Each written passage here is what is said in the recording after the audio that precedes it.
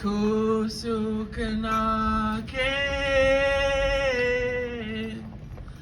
Atlia Haitemula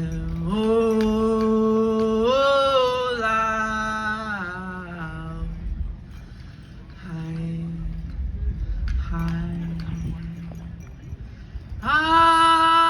Atlio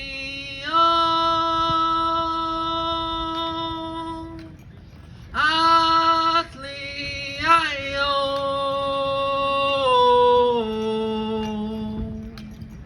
Atlio Hi Hi Welcome everyone. I'm so proud to be Syilx, and I'm really grateful to be in this part of our territory. And I have a few stories to share with you today, and I wrote them because our queer stories, our chaptik, our stories, our Syilx stories, they had our queer characters and storylines taken out of them due to shame in residential schools. So I wanted to write us back into the stories. Yeah! So I have a few of those stories to share with you today. First off, I just want to acknowledge my pants. They were made by my roommate, Taylor Lazard, and I'm really proud to wear these ribbon pants. They're my pride pants.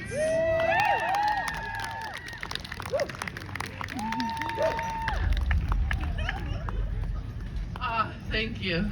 And Haley just gave me these earrings, and they're so gorgeous. Thank you. So my first story was taught to me by my mom, and every time I pass this landmark on the land, I asked her to share this story with me, and I just thought it was the most hilarious story ever. So as a kid, I just always wanted to hear it. There's this landmark in the Syilx. It's a big streak down the mountain. So the story is how the streak got there. Kasapi, a long time ago, Coyote was doing his thing. Coyote is our trickster. He doesn't always do the right thing, but he tries. And he usually ends up doing wild things. So Coyote was just out on the land, doing his thing, walking around, sniffing his own butt. And then, all of a sudden, he looked up in the sky, and he saw Eagle flying overhead.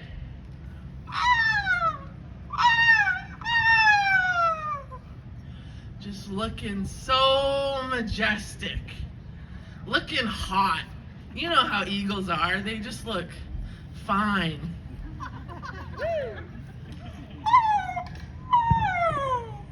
So Coyote was so upset.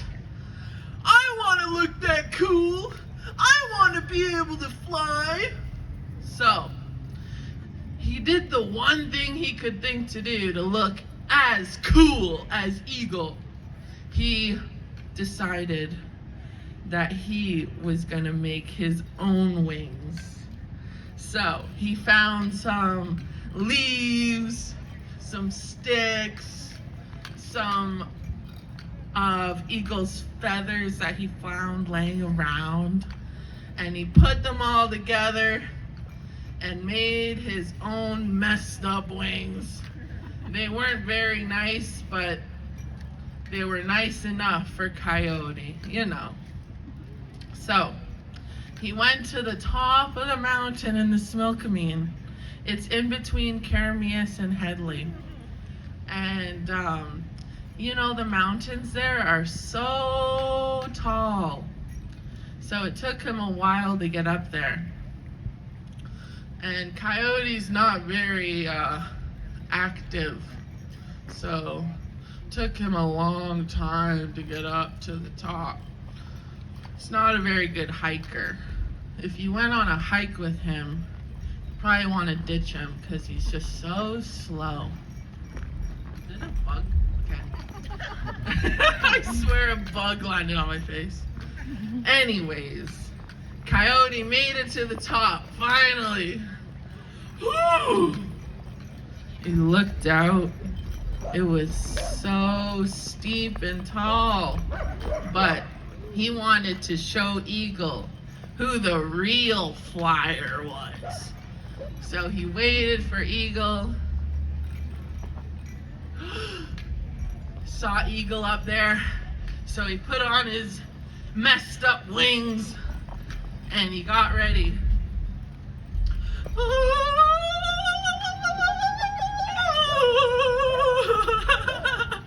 And he did it. He jumped.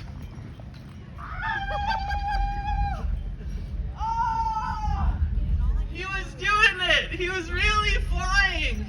He was catching all the airwaves. Things were going well until they weren't. Oh! Oh! Oh! Oh! He started falling from the sky, and then he hit the ground. He hit the mountain.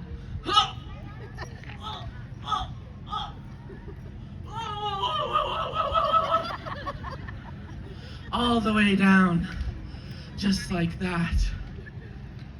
He died. He's always doing this. He's always dying, this guy. He was just this big mess. Kasabi. A long time ago, time wasn't the same. You didn't go like, oh, it's 2 o'clock. Time didn't exist then. So who knows how much time passed. But his brother Fox came along and saw this whole mess. And he was like, Syilx's always dying. And it's my job to put them back together again.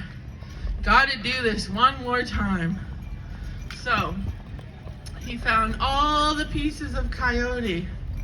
He found his tail, found his bloody little paws, found his little ears, found his guts everywhere, put it all in a pile, said his prayers, and jumped over him 4 times.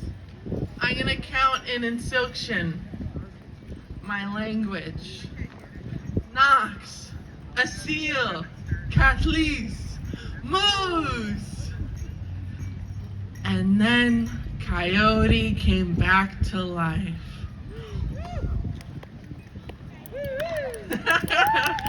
Yes, Syilx came back to life.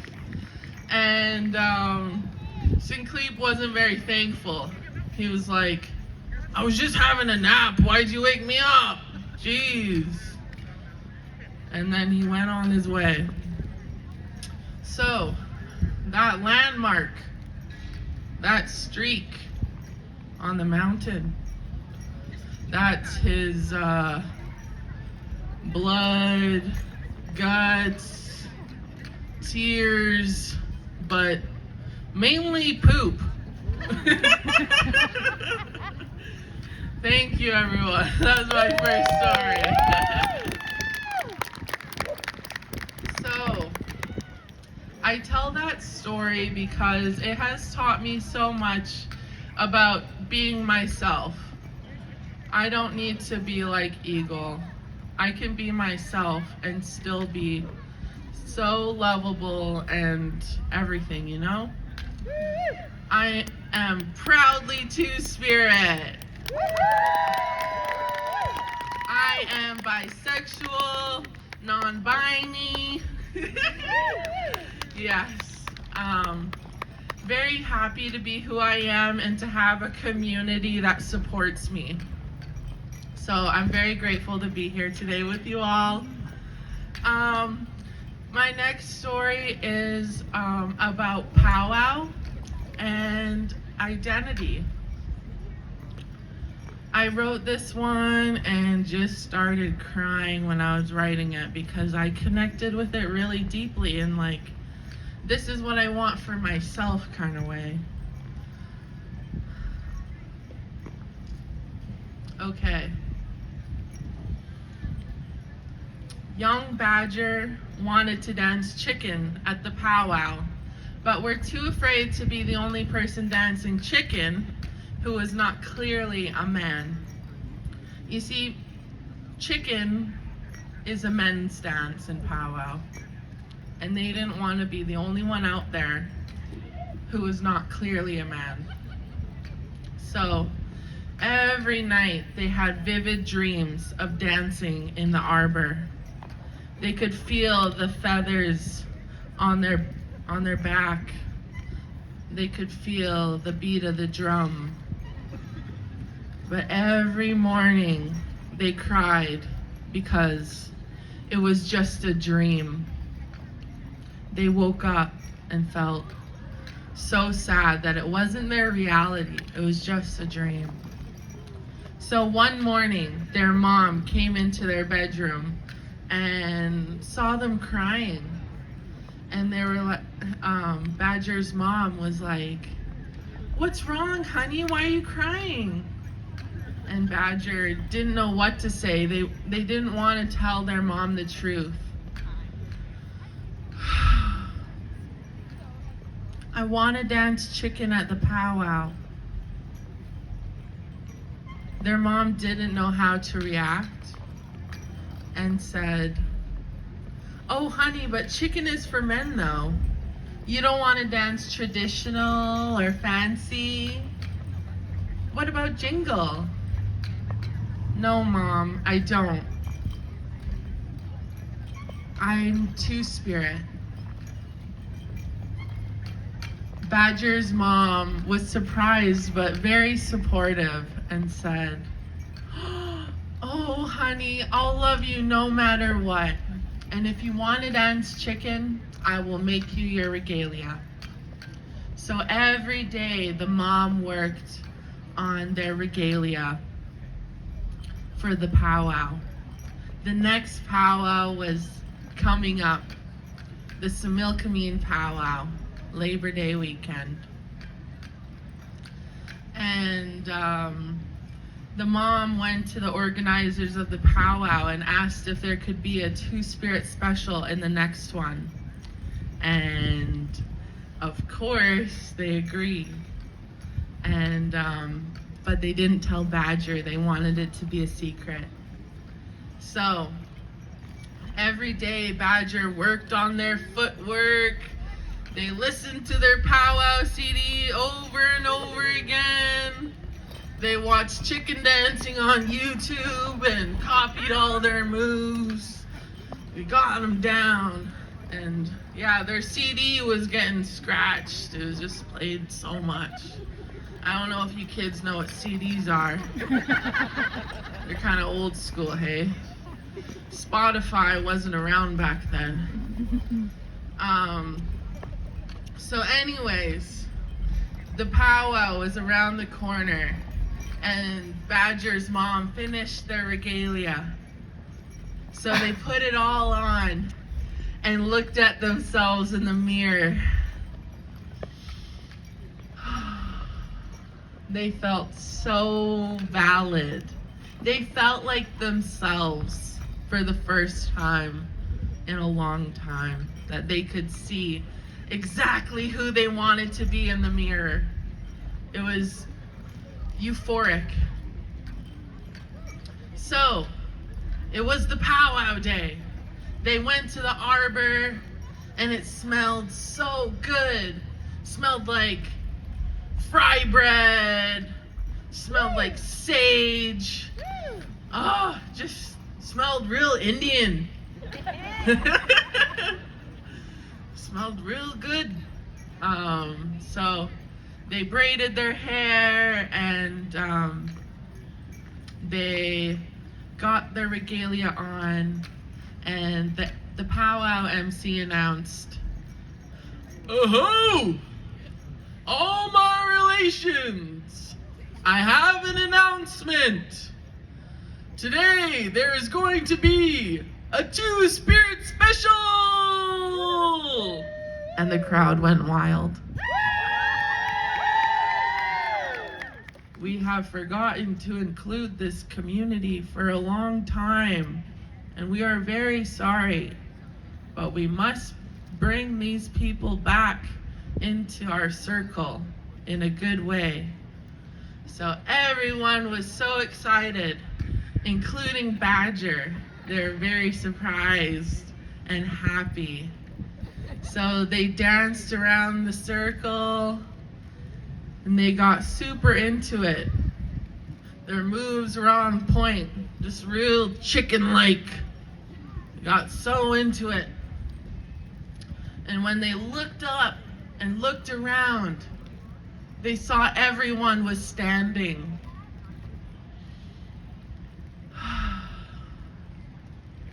They felt so honored.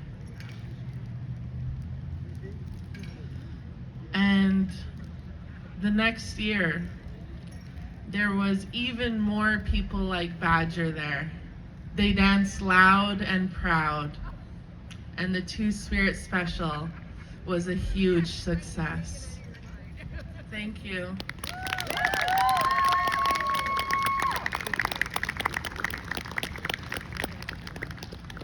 So I wrote that story, I think 2 years ago.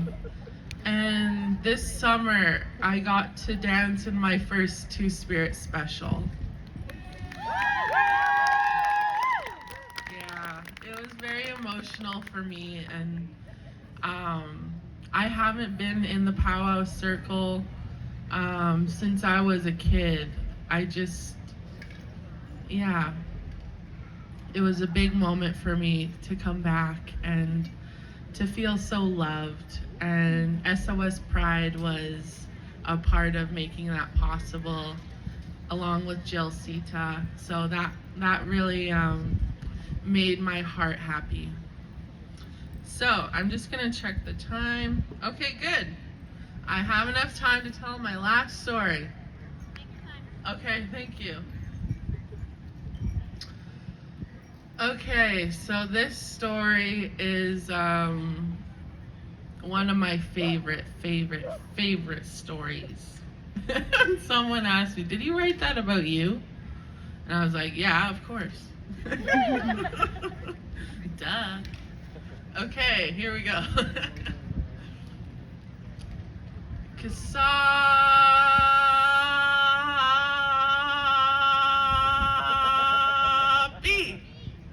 A long time ago.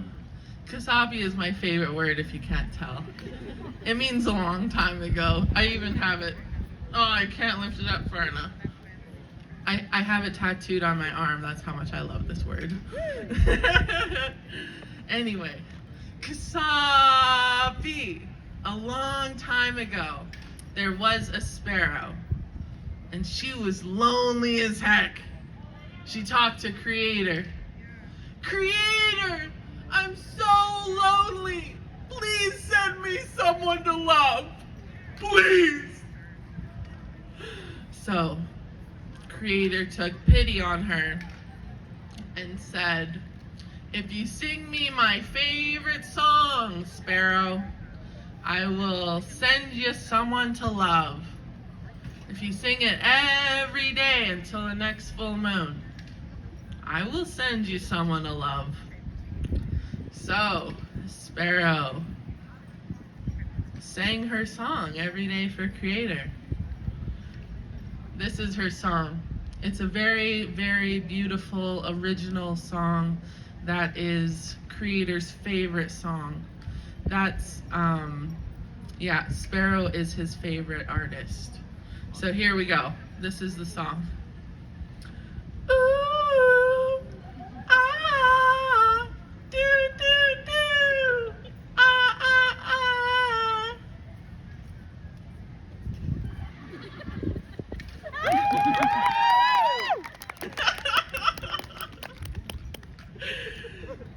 Creator just loves Sparrow's song. He loves it so much that didn't want it to end. So, Creator went to Sparrow again and said, if you keep singing my favorite song until the next full moon, I will give you another special someone to love. Sparrow thought about it. Having two lovers would mean double the love. Sparrow would never be lonely again. So, of course, she accepted the deal and kept singing every day for Creator. And she even added dance moves. You ready? You ready? Okay, here we go. Ooh, ah, do, do, do, ah, ah, ah. She was getting super into it. Yay! Just thinking of her lovers just got her so excited. So she was just like so lonely that it kind of hurt. Every day alone, no one to talk to, just sing the Creator. She was getting pretty excited. And also a little bit nervous. She had never been with anyone before romantically, and she doesn't know how to flirt. So she was just a little bit nervous about that part, but she just had to focus on the singing and bringing in the positive energy. So she was getting kind of bored of doing this whole song and dance, but kept her eyes on the prize. Two lovers! Two people to spend her life with! So, getting into the dance was what got her excited for her lovers. Ooh, ah, do, do, do, ah, ah, ah. Just every day, getting more and more into the dance and the song, getting ready for her lovers. So, when the full moon shone bright, Sparrow sang her song, and Creator fulfilled her wish. A gorgeous robin and a cute quail flew down from the sky. It was as if they were in slow motion.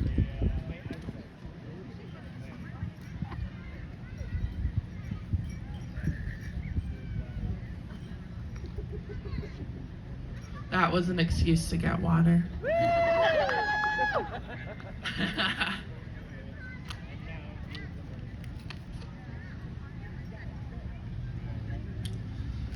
When they landed, Sparrow realized they were both men. She forgot to tell Creator she wanted women lovers. No! This was all in her head. Don't worry, she didn't say it out loud. No! Not men! Why men? Anyways.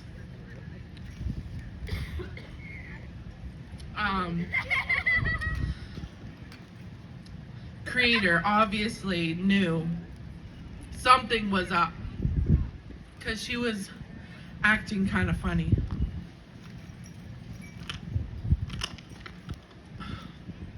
Sorry, guys.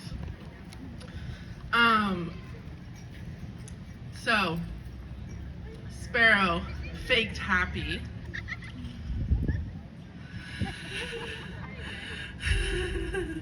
meeting the men. But Creator knew something was up. And asked, "What's wrong? You sang and sang and I brought you what you wanted. You'll never be lonely again." "I want to be with women." Sparrow was so embarrassed. And Creator was like, oh, Creator felt so bad for assuming Sparrow's sexual orientation and just sent the men away. "Sparrow, thank you for this lesson. From now on, I will not assume." So, the men were sent away, and 2 sexy chickadees showed up. It was love at first sight. They, the chickadees and Sparrow lived happily ever after, basically.